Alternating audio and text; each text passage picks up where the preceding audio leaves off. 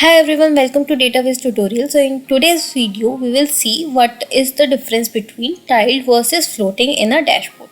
So currently I have selected on tiled. When I will drag a sheet in the area, I will see that this worksheet is fixed in the dashboard area. It has covered the whole dashboard area. I am not able to resize it. I am not able to move it around.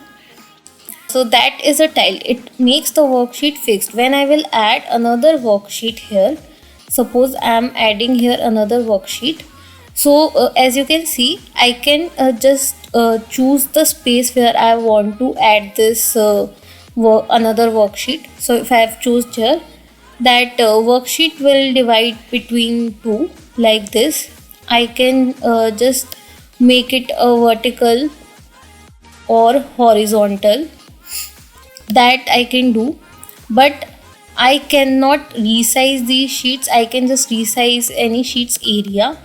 This sheet area will increase, this sheet area will decrease, but I cannot resize any sheet and I cannot move any sheet freely in tiled. Okay, but this is not the case in floating. So if I have selected floating here, I can just drag the sheet in my dashboard area and I can easily resize it. I can choose where I want to place this worksheet. I can resize it according to my choice and I can move it freely around the dashboard. Same way, if I am adding another sheet here, that sheet also I can move it freely around my dashboard. So that's the difference between floating and tiled.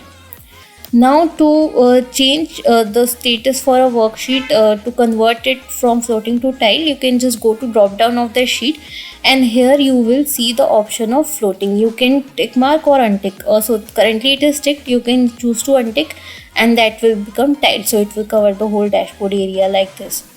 So what is the main disadvantage of floating is that whenever you will change the size of the dashboard, so suppose if you change the size of the dashboard to full screen, these charts will not be manageable according to that area. They will remain in their space only. They can overlap also each other and they can also not cover the dashboard. They can go outside the dashboard. So in the case of tiled, so suppose if these are not floating, these are tiled.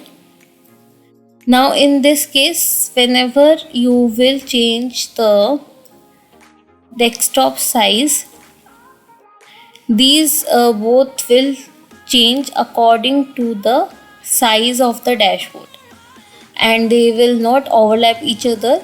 They will not cover each other. They will take the full dashboard space. They will cover the whole dashboard space, whichever the size is there of the dashboard. But that was not the case of the floating. So that's the another difference between tiled and floating. So that's it for today. Happy learning. Take care and don't forget to follow for more such videos.